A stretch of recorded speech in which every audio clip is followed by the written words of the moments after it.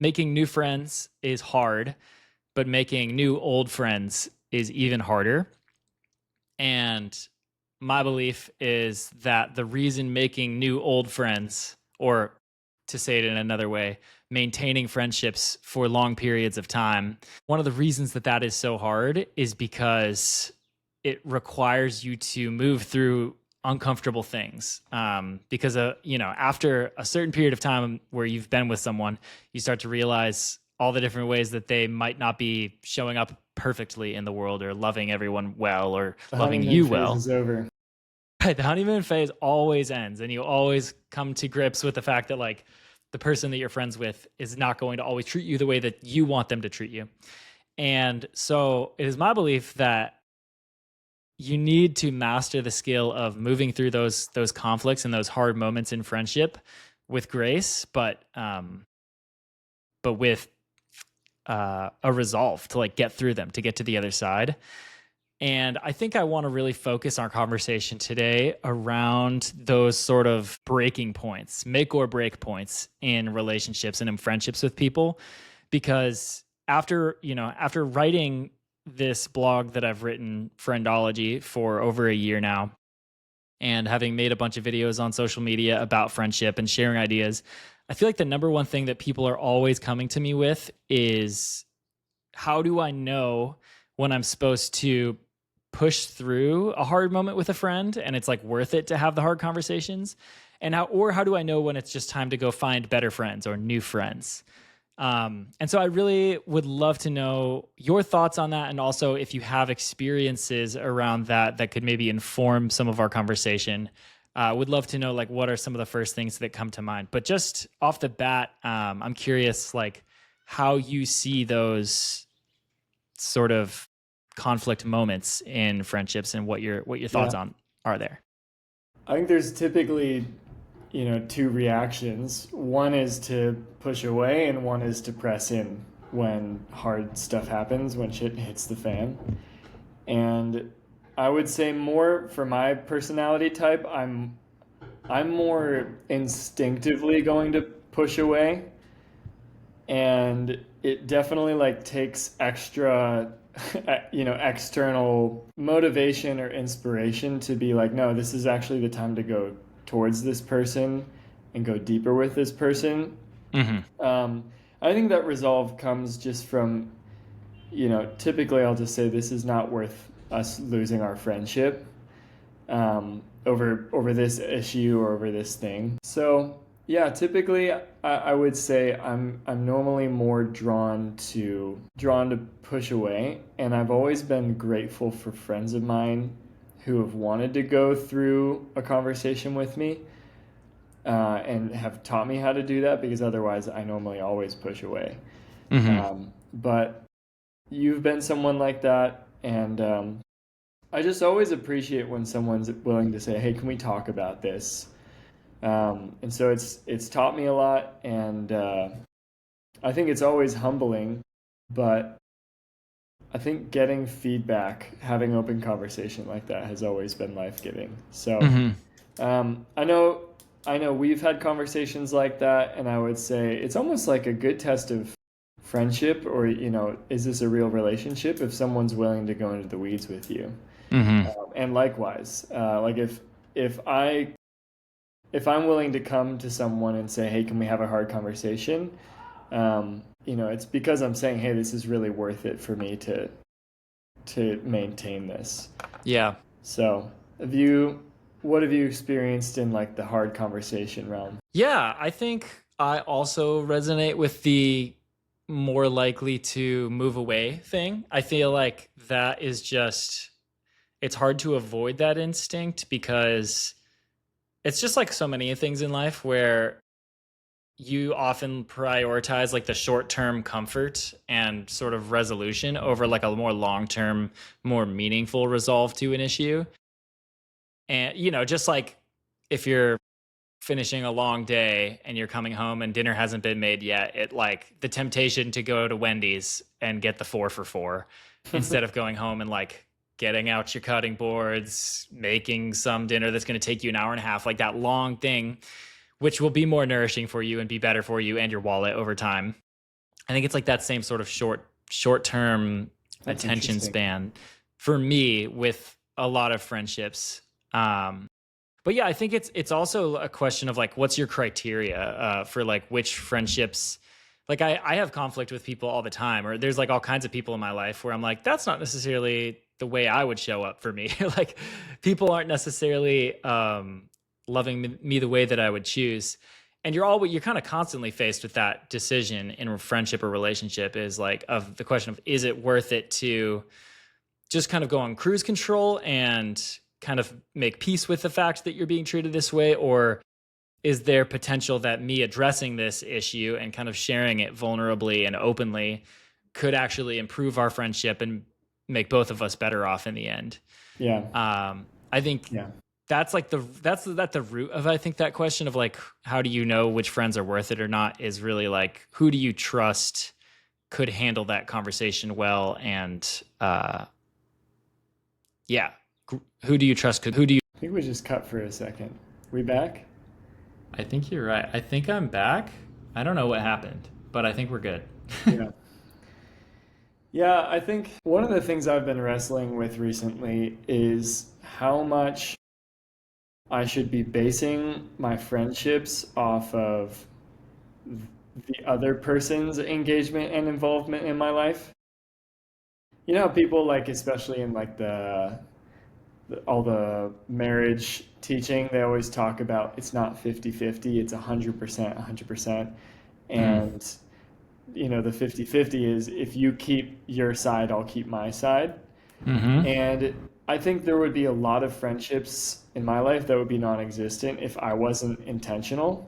Mm-hmm. If I had not said, hey, I want to stay in touch with you, reaching out to them, phone calls, visiting them, invites, all those different things. Yep. And I don't have any sense of remorse from that, or any Mm-hmm. grudge of, you never returned the favor. Um, and so I guess I'm kind of on that spectrum, but I know a lot of people, or at least a lot of conversations I have, people they're very quick to only judge their relationships on how people treat them. Mm-hmm. Does that make sense? Yeah. And I think at the end of the day, it's like you're always going to be waiting for someone to be a better friend to you. And I think I have found that, one, we don't really have much of a say on how other people are going to be intentional with us or not. I Mm-hmm. think the one thing that we can do is be intentional with them. But I'm just wondering what you think of, that kind of whole could be very one-sided. Um, what you've experienced, and maybe what you'd encourage people who feel like they've been disappointed from other people's intentionality or lack thereof. Yeah. Yeah, it's very complicated. I feel like this is a really hard topic to cover because I kind of wish there was like wisdom that just always applied no matter what the situation was. But I think the reason that it is kind of nuanced and complicated is I really think that freedom and the lack of obligation is oxygen for friendship. And I think friendship very quickly starts to crumble when, like you talked about, that 50-50 starts to take place, where there's this transactional nature going on. There's this transactional experience where it's like, I'm doing this, I'm scratching your back and you're scratching my back. And as long as we're both equally doing the thing that we want, like I've seen friendships become like that very quickly. And it feels yucky. It feels yucky when people are like, hey, I want to hang out with you, but you haven't reached out to me. And like, you're not bringing enough from your end of the table, when the reality is like, for me sometimes it's like, I just am not that interested in like showing up the way that you want or being as consistent as you would like me to be in the relationship. Hmm. Like once that obligation type thing starts to set in, it just can become really messy. And so I think, at least from my experience, the most life-giving friendships in my life are kind of more that I'm just really interested in the other person, they're really interested in me. They're not necessarily trying to tell me to be more or less interested. Like we're just freely enjoying one another, and there's Yeah. not necessarily this heavy burden of needing to always meet each other's needs, needing to always balance out who's initiating, who's not. I think that's a real gift to bring to friendship, is this abundance. And I think people who have that level of abundance, who are more interested in the other people, more interested in how they are receiving your friendship, more interested in like just loving them.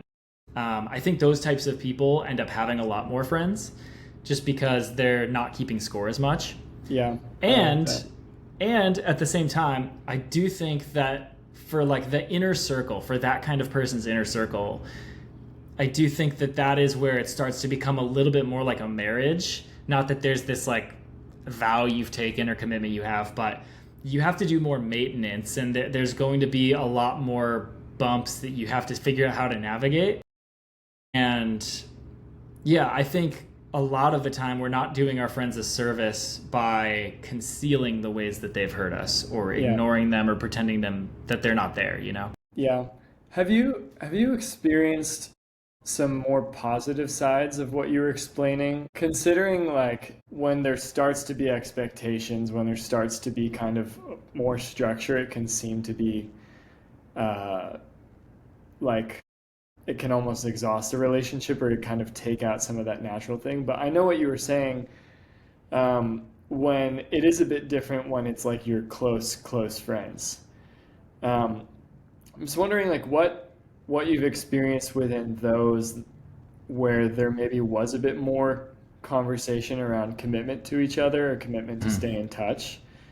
Because I agree, like if it's not the right relationship, it can already start to feel like, there's a disappointment of, what we should be or who we want to be. But let's say for people that are, deep long-term friends for you, what are maybe do you have any stories of times where you guys were more serious about like, hey, let's make some agreements together? Hmm. To be honest, I feel like I've never been, and probably to my own detriment, I've never been that kind of person that really like, even if I want to hang out with someone, like honestly Hawaii is a really good example of this. Since Gabs and I moved out here, there's a lot of people where I'm like really interested in being friends with them, and I would really love for them to initiate with me or for them to be text me back when I text them, like different things like that. And a lot of the time people just don't, and people just won't text me back, and you just experience a lot of like non-committal, just lack of interest in some ways. And I feel like, at least for my personality, it's very not in my nature to like try to confront someone on not being interested in being friends with me. Yeah, totally. Because at least from my standpoint, like I just want to be friends with people who are really interested in being friends with me and have demonstrated that time and time again. And I don't have to like get them on the page of like, do you want to hang out? Do you not? Sometimes there's people that I know want to hang out with me, but are just poor communicators, and I just have to like spam them. And I feel like there's a lot of people like that. Yeah.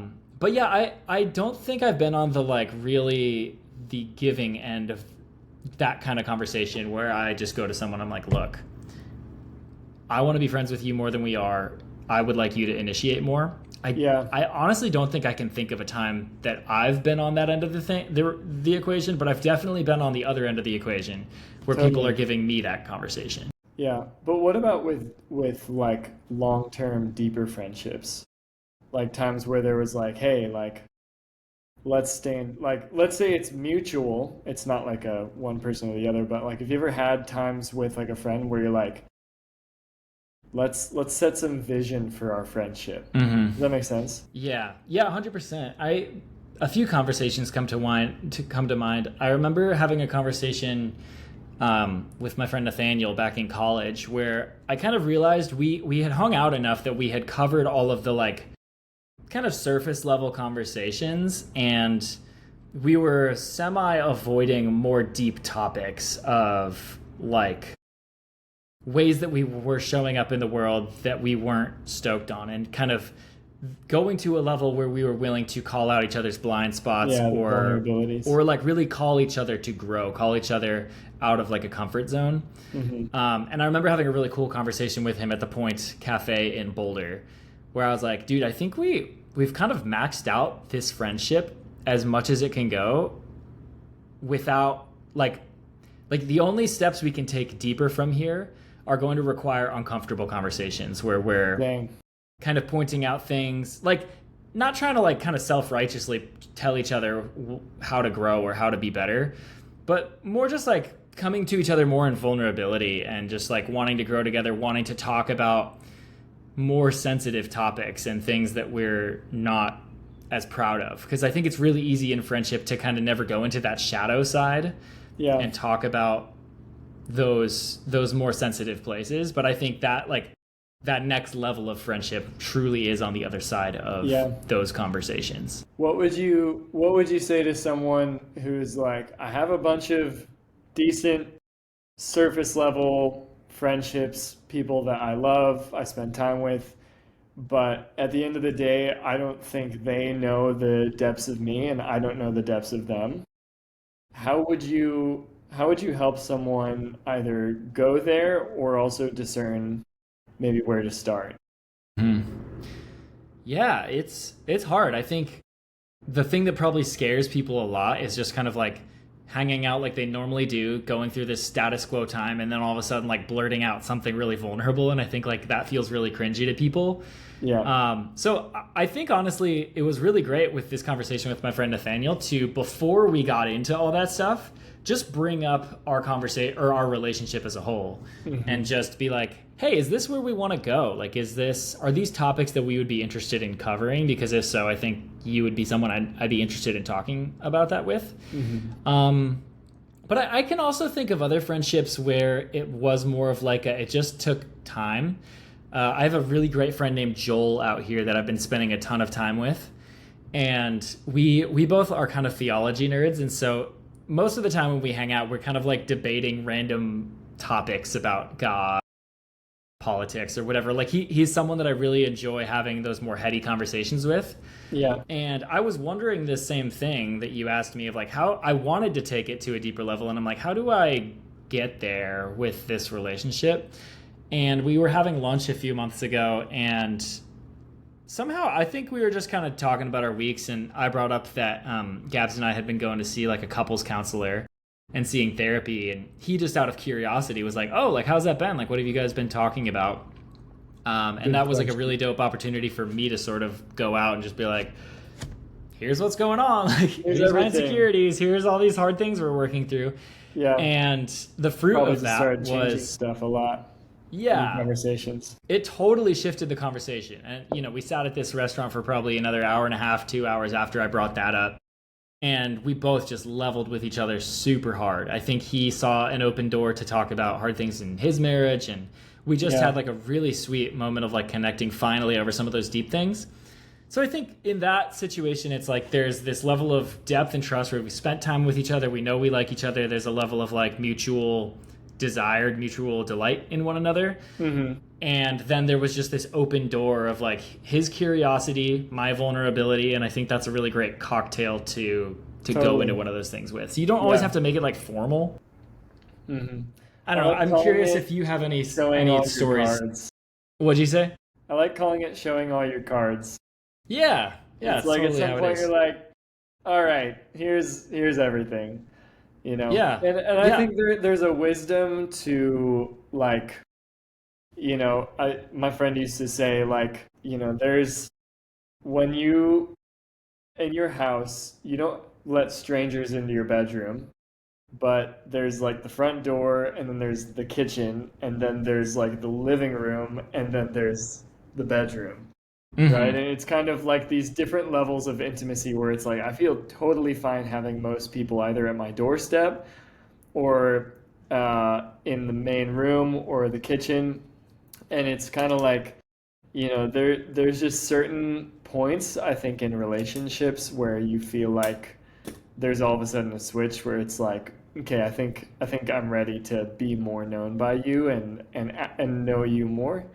And there's definitely times where you just feel like it's not the appropriate time or place. Hmm. But I love that of kind of, determining with your friends, being like, who's someone that I just feel like I want to be more known by, and reverse. Hmm. And something that I've started asking sometimes at the end of a phone call with a friend is, we'll talk about interests, we'll talk about how we're doing, we'll talk about mostly good stuff. And I've started asking a question at the end, and all I say is, if there was one thing I could know about you in this season that just feels present for you, or just thinking like, yeah, Josh knows me right now, what would that thing be? Mm, such a Um, good and question. it doesn't even have to be negative. Like they can just be like, honestly, I feel like I'm thriving in my work, and I haven't really told many people this, but I feel like, this opportunity that came up was me shining and doing my best. But it may also be like, honestly, my finances right now are crushing me. Um, there was a conversation I had a while ago with a friend like that, and I just said, "Hey, what can I know about you?" And he shared about his finances and stuff. Um, and I realized because of my connections and stuff like that, I could help him. And it was like so fun that something where he's like, "This has been personally very difficult, but I haven't told anyone." And it's not until like a question like that comes up from an honest friend that's just like, "Hey, I just want to know." Um, that at least if they're sharing something hard, you can just be like, man, I'm sorry, and Hmm. just be with them in it. But I think that question I've just started asking so much more often, Hmm. because um, I just think it tells someone like, hey, I really care about truly knowing you. And so if there's any other things that just feel like present for you, I just want to know because I care. Yep. So that's a So freebie. the question is, what is something that you want me to know you in that you don't think I know about you? Or how would you phrase it? Are you asking me? Yeah, I'm just asking you, like, if you were to reiterate the question, Yeah. how do you ask it to people? If I were to frame it again, if I were to frame it, how would I say it? Just reiterate the question. I just want to make sure I Oh, you're just wanting have a to good remember it. understanding of it. Yeah. Okay. If there's one thing I can know about you in this current season, If there's one thing I can know about you in this current what would season. you want me to know? Okay, cool. So you're kind of asking them like, what is something that you feel like I don't have an understanding of in your life yet that you'd want me to be in on with you? Exactly. Exactly. Sick. That's such a Yeah. cool question. Yeah, there. It kind of reminds me. There's another question I love that I think Gabs asks me a lot, and I want to get better at asking other people. But it's like, what is one place in your life where you feel relatively unknown, where you feel like Yeah, nobody that's knows it. about this part? It's kind of the inverse of that question, but I feel like that's Absolutely. also like a dope way to invite someone to share Yeah. something that they may not have shared. Yeah, totally. I think it just communicates uh, the desire, like it brings up the topic of being known, Hmm. which obviously is so key to people's sense of if they're loved is if you're known, right? Because I think Yeah. those things are so tied. Yeah. And so I think it communicates like, hey, this isn't for even comment on, this isn't even for like benefit of whatever. It's just, hey, I want to know you. So like, how could I know you right now? So yeah, I think I mean I would say when people, let's say especially when I was in high school, because I was just developing so much and it was just a vulnerable time, you're changing so much. I felt most loved by the people that were willing to ask how I really was. And I think that was so meaningful when, either my small group leader or you or just different friends of mine were like, "So, tell me like what your experience with this is, or Hmm. tell me what's new in your life." Yeah. Yeah, it's a skill set that I feel like is not super common these days. I think a lot of people don't know how to initiate those conversations. Probably Yeah. because of fear. Probably because they're just afraid that it'll be awkward or that they, you know, that Yeah. vulnerable question will be met with some sort of, Yeah. non-interest. I think they're also just maybe they haven't received it themselves. Yeah. Yeah, there's always a level of nervousness that comes when I'm about to ask a question like that. It can be anything. Hey, you said this. Can you tell me more about it? Or like, hey, do you mind if I ask about, like, not out of context or not out of trust, but like even in trusted relationships, I definitely like it. It takes some will to say like, I know that this might go into a different kind of conversation, but I want to because I want to know them. Um, and I would say every time I've followed that, it's typically been very sweet. and someone's been like, "Hey, like, thank you for asking." Yeah. I always think that's such a cool comment when someone says like, I really appreciate you asking about that." Yep. Totally. For example, something hard is happening to someone or in their family, and it's like it's way easier to just not touch it and just continue the conversation even though you're both aware of the thing. Um, and as long as it's not something where everyone's asking them, like if it really feels something like I think I might have like a specific trust or window into their life, like being like, "Hey, so can you tell me what this has been like?" Or I just think Yeah. they've always said like, "Hey, I appreciate you asking about that." hmm Yeah, I think it's like the following up too, because I feel like I've realized for me, I'm pretty good at like asking people how they're doing and trying to like get into some of the real stuff of their life. But I found that sometimes it's almost like harder to it feels more vulnerable to ask again and kind of follow up on it, just because you can tell that there's a certain level of discomfort in the vulnerability that they gave you the first time, and it feels like kind of scary. It feels kind of scary to bring it up again and to follow up, even though it's probably like they would probably love to do that. It's almost like, am I beating a dead horse? Do they really want to talk about this again? Yeah, But I think in general, following up on things that are kind of vulnerable that people have shared with you is a massive way to build like a really sweet connection, because not only does it show curiosity, but it shows that when you're curious you also really listen and pay attention and have been thinking about it. yeah, I like that. Yeah, one of my things I've started to do is when friends of mine get married, I like to like call them a couple days or weeks after and just like ask how their life is now. I feel like so many people put so much emphasis and attention on the person during like a big moment of their life. And I've noticed, uh, both personally, but then also just from other people, that there's like this massive influx of personal attention regarding like an event or regarding some time in their lives. And then it goes from that to like crickets. Mm-hmm. And people are always like, "Where did all my friends go?" Like there was some big thing. And then I wonder if it's just from like assumption of, oh, their life has changed or they must be busy and stuff. What I've seen mostly that assumption just be wrong, where people are like, "I would have really appreciated some more intentionality."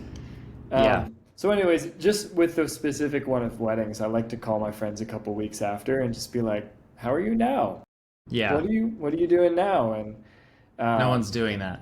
yeah, yeah, I just think like we're all stoked for them to to have the event, but I think sometimes more than that, like when everything dies down, it's just really good to let someone know like, "Hey, but like I want to continue my friendship with you."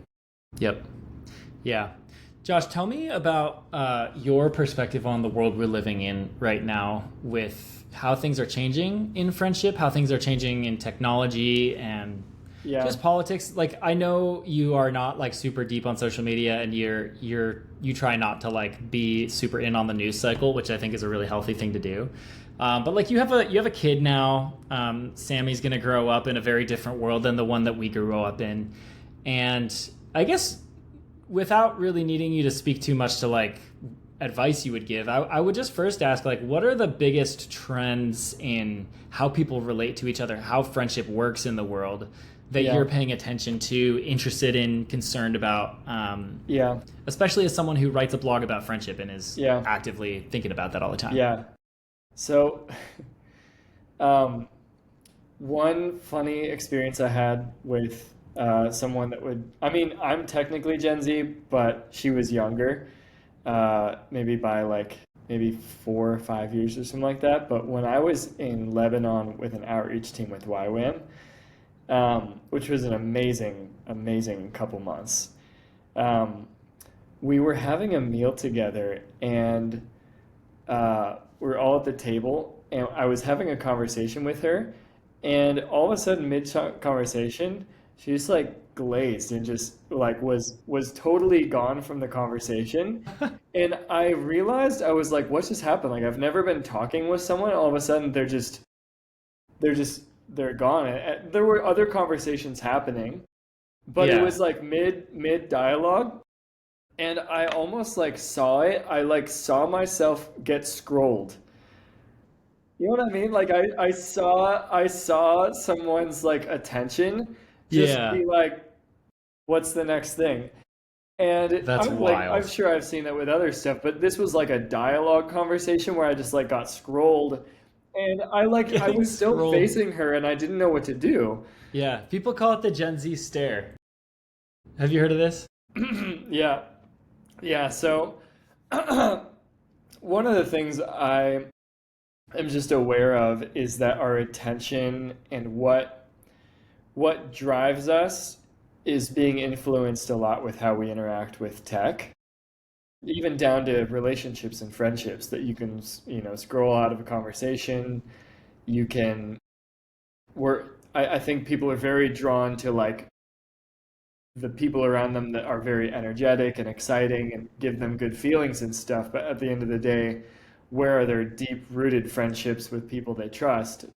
It's just not as present. And so I think in a lot of ways, the same way that our attention goes back and forth and what we give our, what we think is amazing on social media, I just think a lot of it has implications of how we start treating the world around us, Mm-hmm. which I find concerning. Because I don't think, human relationships work well on that kind of platform, if that makes sense.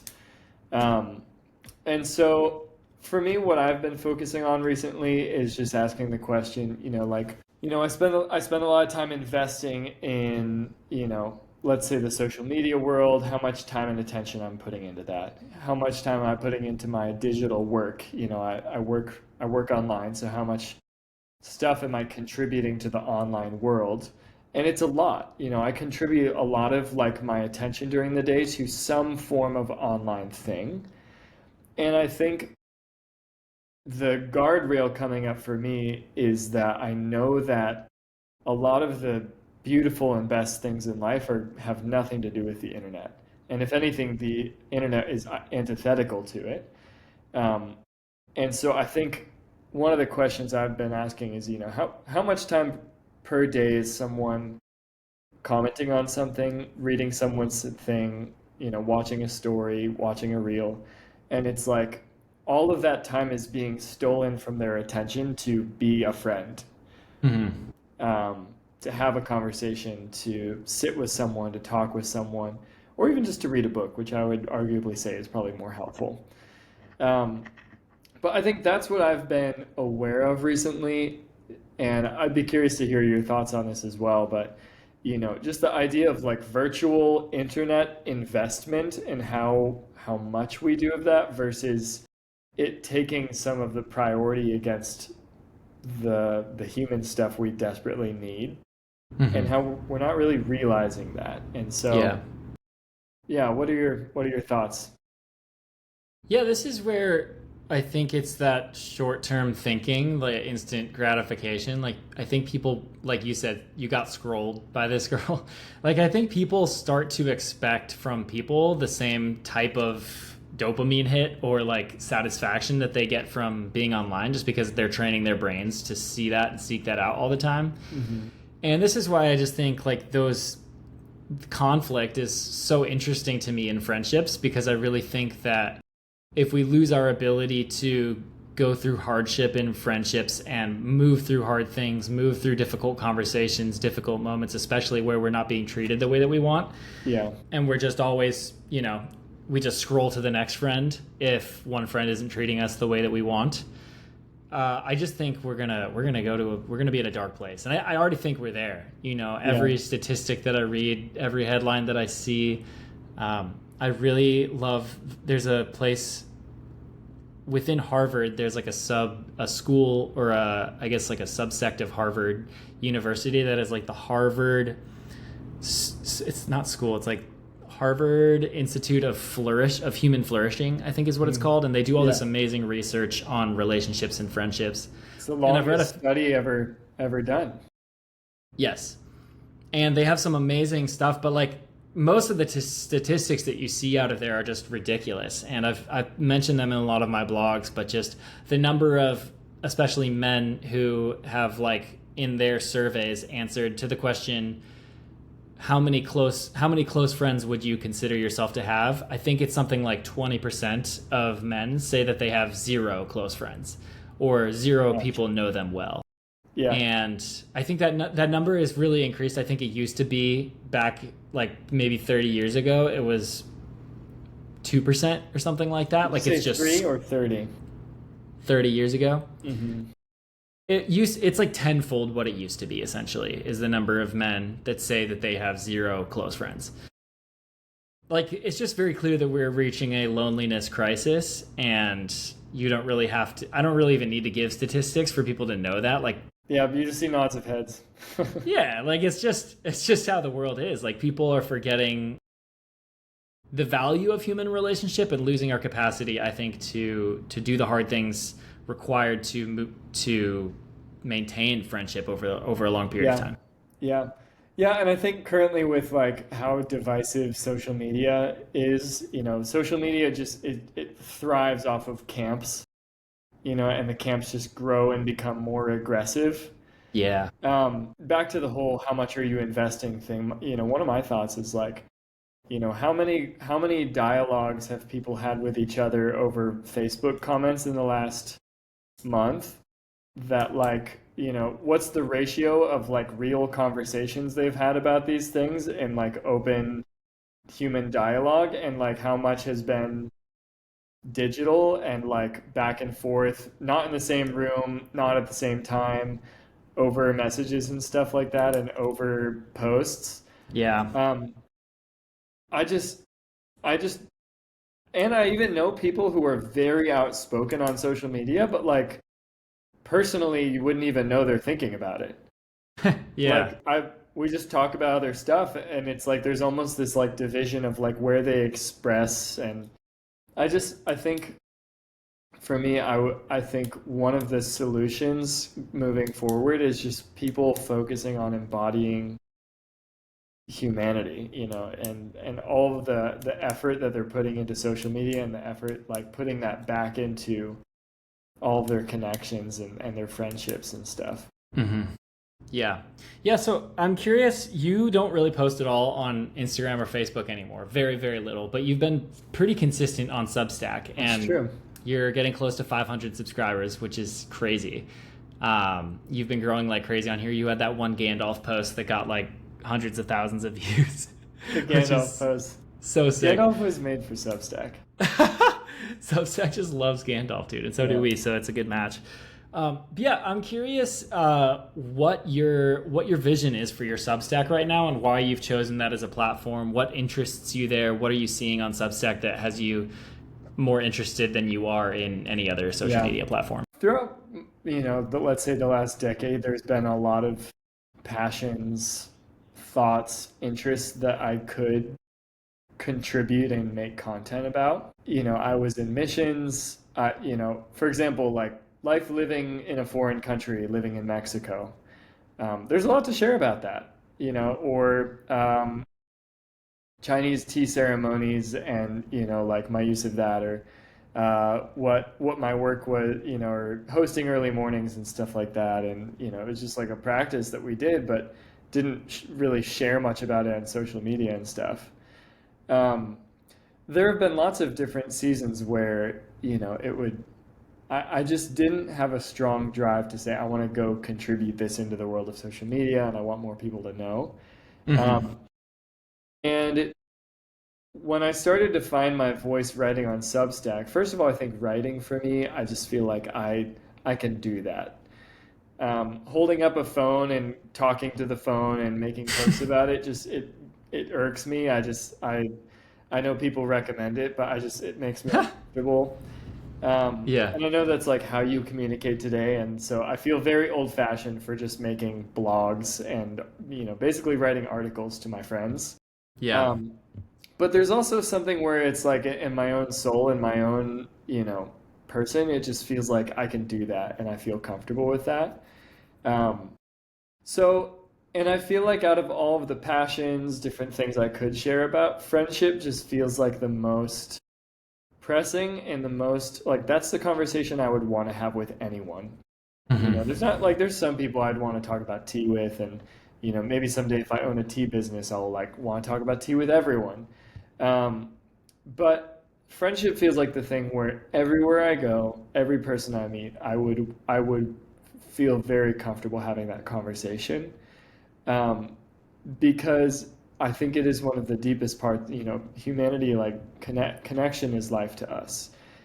Um, and so it feels like this topic that I have found growing creativity and desire and excitement around.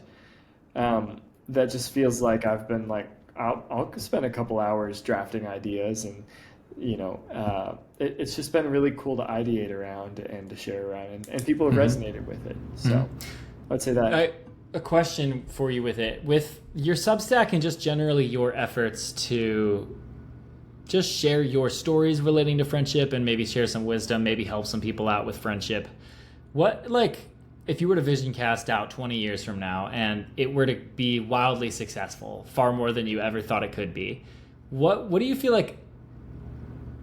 What kinds of places would you love to go with it? What kind of vision would you have for it if it were to blow up and you were to be resourced and have an audience? Like, Yeah. do you have some sort of vision, or are you just kind of um, seeing where it'll take you?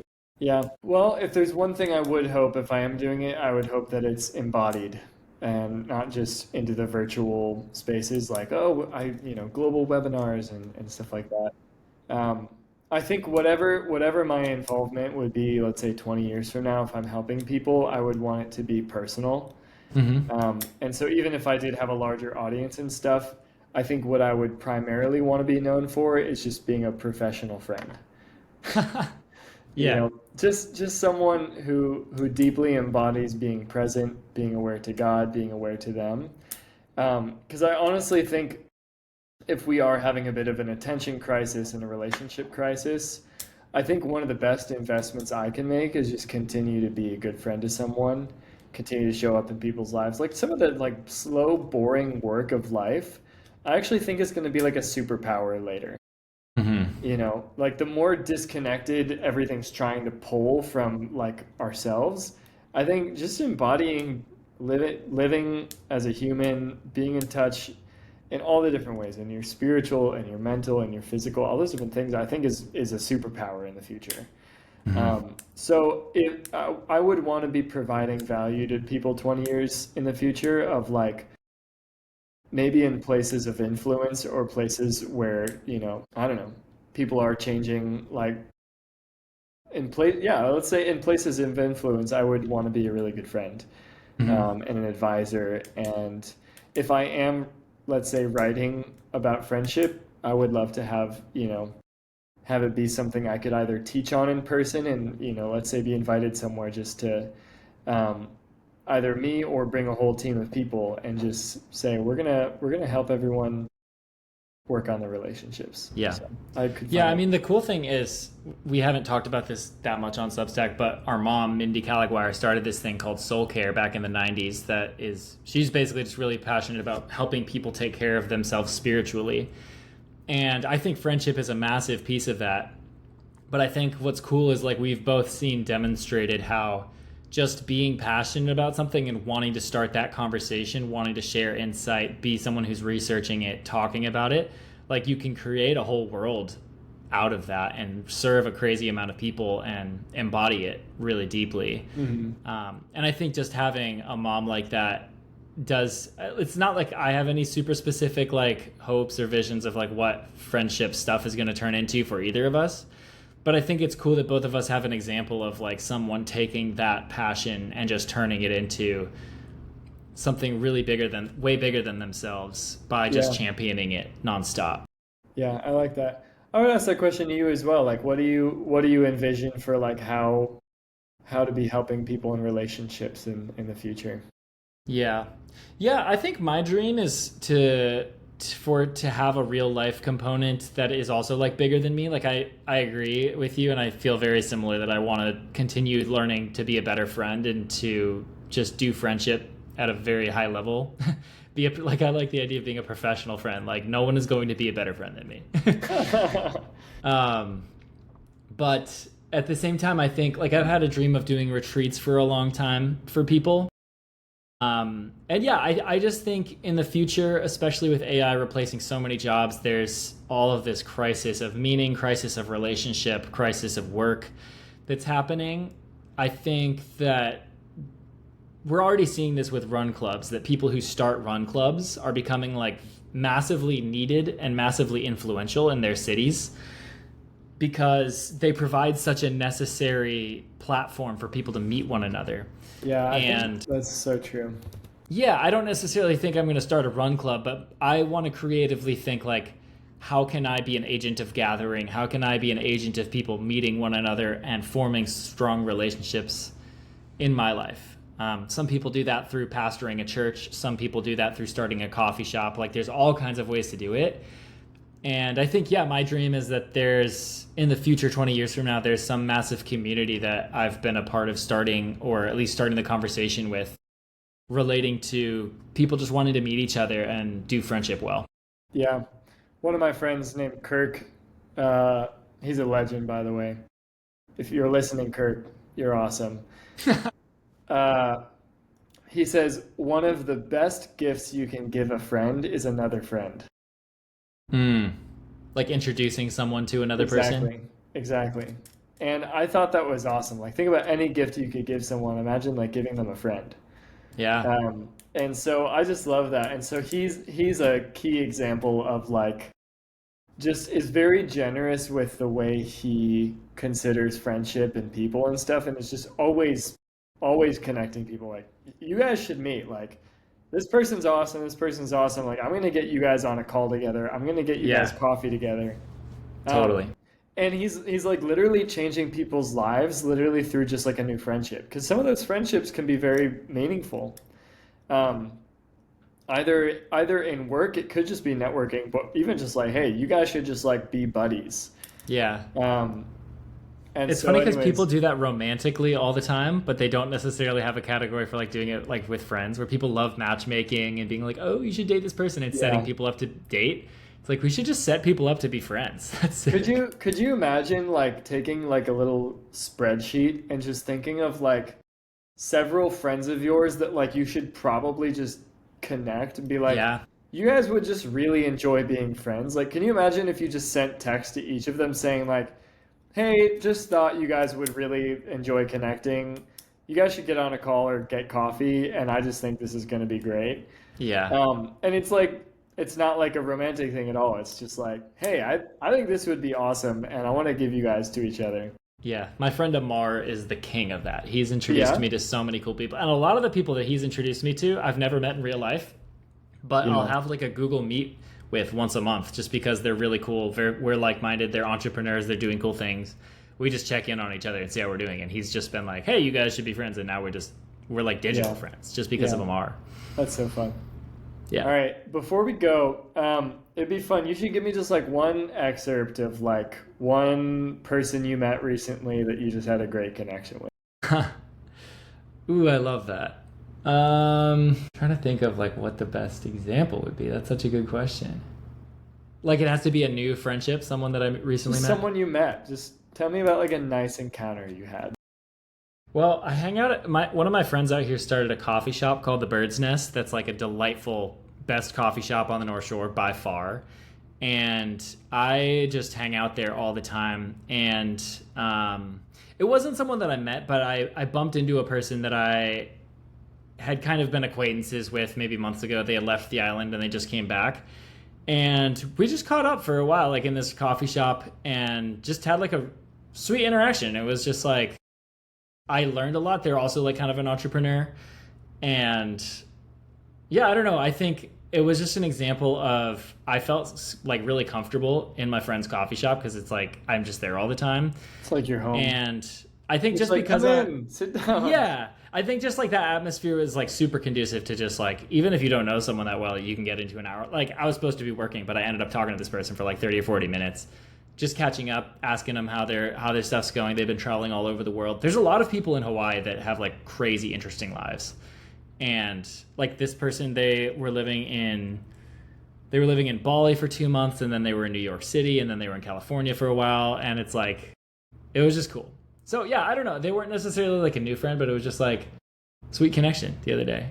And that's part of what I love about the North Shore out here is it's like it's very much a small town and you're going to bump into people all over the place that you know, but it's Yeah. also this like weirdly international traveling community. People are on the island, off the island, people are always coming and going.